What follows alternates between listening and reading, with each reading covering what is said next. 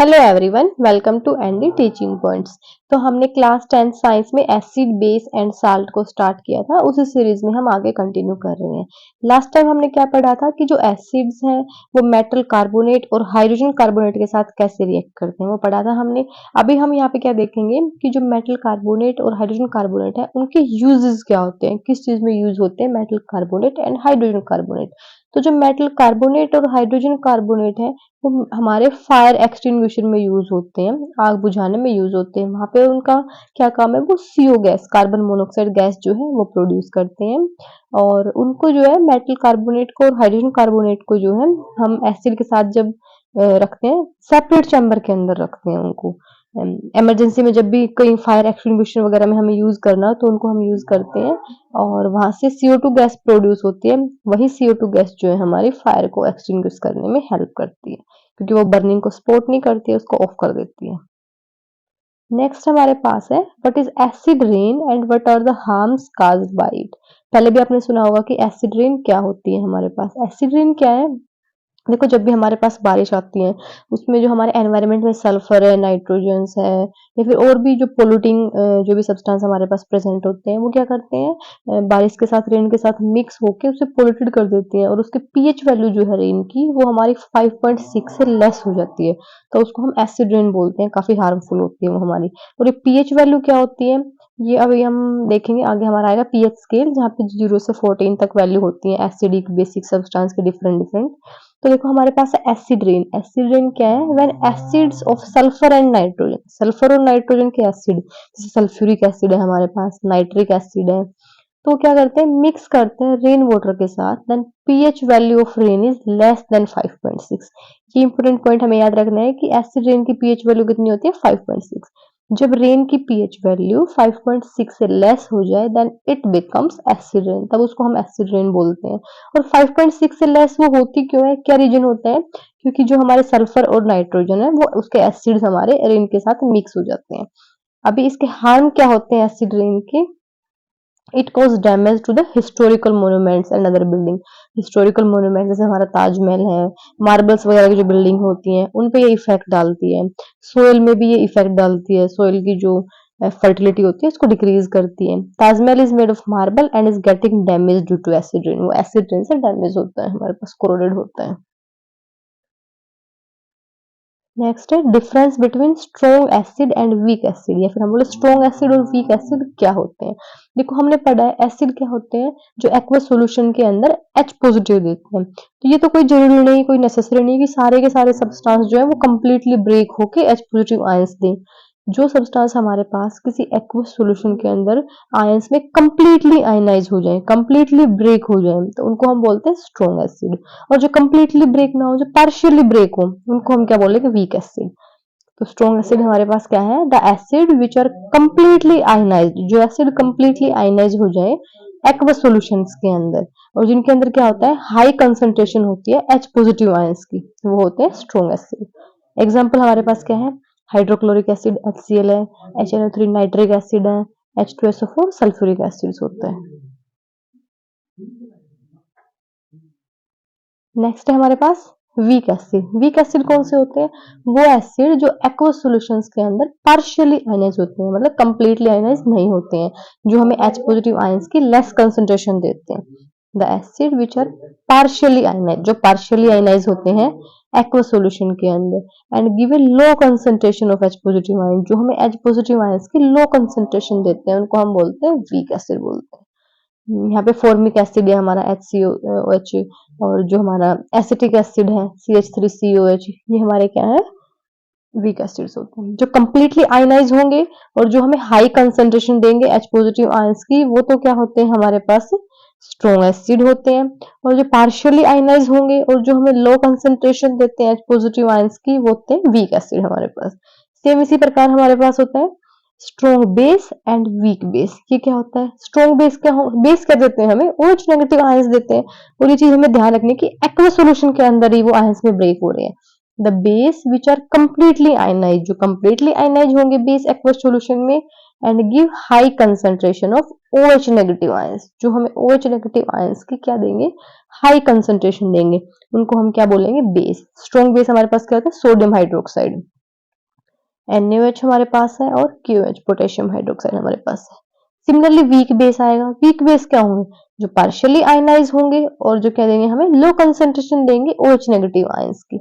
Week base क्या होंगे? Which are partially ionised in aqueous solution. Aqueous solution आपको ध्यान रखना है और give a low concentration of OH negative ions. जो हमें OH नेगेटिव आयंस की लो कंसेंट्रेशन देते हैं उनको हम बोलते हैं वीक बेस।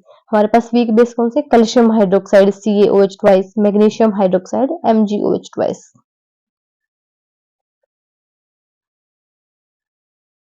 नेक्स्ट हमारे पास है पीएच स्केल। पीएच स्केल क्या होता है?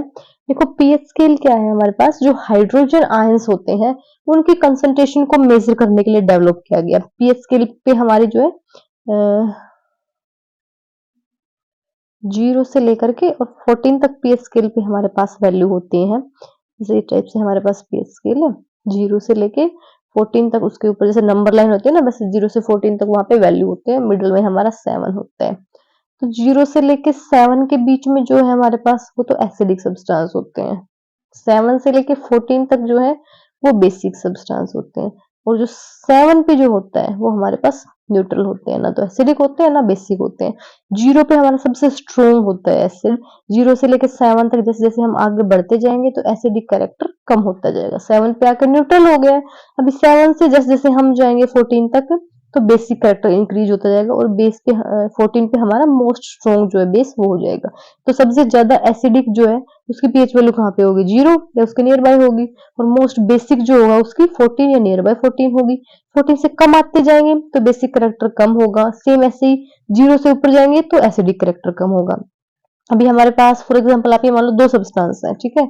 जैसे एक की पीएच वैल्यू बोल दिए, 2 सब्सटेंस है, एक की पीएच वैल्यू है हमारे पास 2.1 है, एक की पीएच वैल्यू हमारे पास 5.3 है। तो हमें ये बताना है इनमें से ज्यादा एसिडिक कौन सा है, कौन सा होगा ज्यादा एसिडिक? 2.1 होगा हमारे पास ज्यादा एसिडिक, क्योंकि जितना हम पीएच स्केल पे आगे जाएंगे 7 के नियर बाय जाएंगे उतनी पीएच वैल्यू हमारी एसिड्स की क्या होगी? कम हो रही है वहां पे। और जैसे हमारे पास बेसिक के लिए पूछा कि किसी की पीएच वैल्यू जो है वो है हमारे पास 8.5 है, एक का हमारे पास उसकी पीएच वैल्यू 13.8 है। इनमें से ज्यादा बेसिक कौन सा होगा? बेसिक हमारे पास ज्यादा कौन सा होगा जिसकी पीएच वैल्यू 13.8 है, क्योंकि हमारा स्ट्रॉन्ग जो बेसिक होता है उसकी पीएच वैल्यू कितनी होती है? 14 होती है। तो जो उसके नियर बाय होगा वो ज्यादा बेसिक होगा।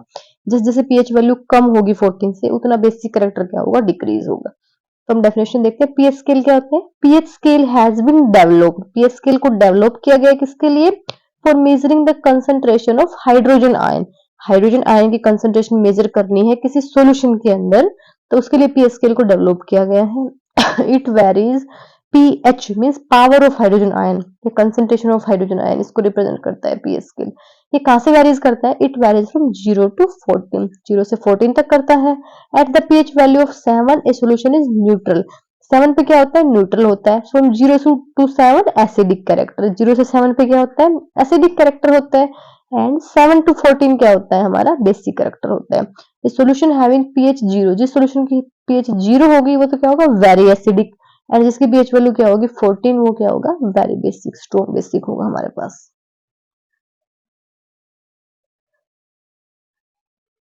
नेक्स्ट क्वेश्चन है हमारे पास, what is the pH value of human blood? Human blood की पीएच वैल्यू क्या होती है? तो देखो ह्यूमन ब्लड की जो पीएच वैल्यू की रेंज होती है वो होती है 7.35 टू 7.45। जो पीएच वैल्यू है ह्यूमन ब्लड की उसकी रेंज होती है 7.35 से 7.45। The pH value is above 7.45, अगर 7.45 से अबव होगी, अभी आप ही बताओ 7 से ज्यादा बढ़ती जा रही है वैल्यू तो हमारे पास कैसा हो रहा है? बेसिक करेक्टर आता जा रहा है, और बेस को हम अल्काली भी बोलते हैं। There would be a condition called alkalosis. अगर हमारे 7.45 से अबव होगी तो अल्कोलिसिस की कंडीशन हो जाएगी। और पीएच वैल्यू अगर हमारे पास बिलो होगी 7.35 से, there would be a condition called acidosis. Means 7.35 से तो अगर कम होगी तो एसिडिक कैरेक्टर आएगा हमारे पास उसके अंदर, और अगर 7.45 से अबव हो रही है, बढ़ रही है, तो हमारे पास बेसिक कैरेक्टर आता जाएगा। और रेंज हमारे क्या है? 7.35 टू 7.45।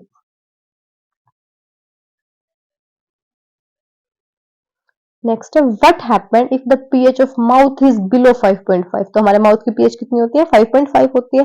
अगर बिलो 5.5 होगी माउथ की पीएच वैल्यू तो क्या होगा वहां पे? When the pH of mouth decreases below 5.5, अगर माउथ की पीएच वैल्यू हमारी 5.5 से डिक्रीज होगी तो क्या होगा, हमारा टूथ डिके स्टार्ट हो जाएगा, हमारे जो टीथ है वो टूटने स्टार्ट हो जाएंगे। टूथ जो हमारे वो किससे बनते हैं, वो हमारे एनिमल से बनते हैं, और हमारे बॉडी का सबसे हार्ड पार्ट होता है एनिमल, वो किससे बनता है, कैल्शियम फोस्फेट से बनता है। Tooth animal is the hardest substance in the body, हमारे बॉडी का सबसे हार्ड सब्सटेंस होता है tooth animal, which is made up of calcium phosphate, जो किससे बनते हैं, कैल्शियम फोस्फेट से बनते हैं। It is not soluble in water, water के अंदर सोल्यूबल नहीं होता है जो हमारा कैल्शियम फोस्फेट है। लेकिन अगर माउथ की पीएच वैल्यू हमारे बिलो 5.5 होगी देन इट गेट्स कोरोडेड, तो ये हमारा क्या हो जाएगा, कोरोडेड हो जाएगा। तो माउथ की पीएच वैल्यू अगर 5.5 से कम होती है हमारे पास तो क्या होता है, टूथ डिके होना हमारा स्टार्ट हो जाता है। नेक्स्ट जो है आगे हम नेक्स्ट वीडियो में नेक्स्ट क्लास में स्टार्ट करेंगे।